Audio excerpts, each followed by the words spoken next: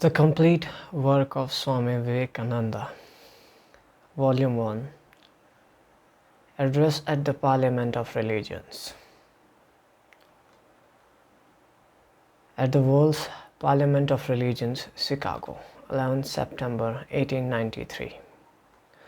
Sisters and brothers of America, it fills my heart with joy unspeakable to rise in response to the warm and cordial welcome which you have given us. I thank you in the name of the most ancient order of monks in the world. I thank you in the name of the mother of religions. And I thank you in the name of millions and millions of Hindi people of all classes and sects. My thanks also to some of the speakers on this platform who, referring to the delegates from the Orient, have told you that these men from far-off nations may well claim the honor of bearing to different lands the idea of toleration.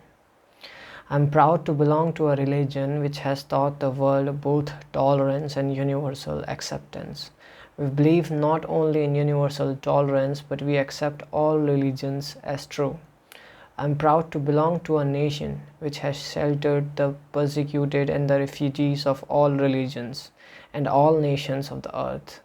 I am proud to tell you that we have gathered in our bosom the purest remnant of the Israelites who came to southern India and took refuge with us in the very air in which their holy temple was shattered to pieces by Roman tyranny. I am proud to belong to the religion which has sheltered and is still fostering the remnant of the grand Zoroastrian nation. I will quote to you, brethren, a few lines from a hymn which I remember to have repeated from my earliest boyhood, which is every day repeated by millions of human beings. As the different streams having their sources in different places all mingle their water in the sea, so, O Lord, the different paths which man take through different tendencies, various though they appear, crooked or straight, all lead to you. The present convention, which is one of the most august assemblies ever held, is in itself a vindication, a declaration to the world of the wonderful doctrine preached in the Gita. Whosoever comes to me, through whatsoever form I reach him. All men are struggling through paths which in the end lead to me. Sectarianism, bigotry, and its horrible descendant, fanaticism, have long possessed this beautiful earth. They have filled the earth with violence, drenched it often and often with human blood, destroyed civilization and sent whole nations to despair. Had it not been for these porous, horrible demons, human society would be far more advanced than it is now.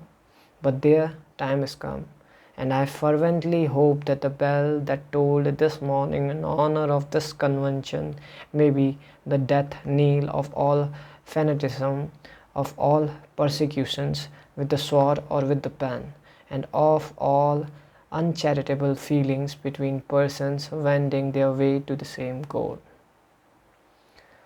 Why we disagree. 15 September 1893. I will tell you a little story. You have heard the eloquent speaker who has just finished say, "Let us cease from abusing each other," and he was very sorry that there should be always so much variance. But I think I should tell you a story which would illustrate the cause of this variance. A frog lived in a well. It had lived there for a long time. It was born there and brought up there, and yet was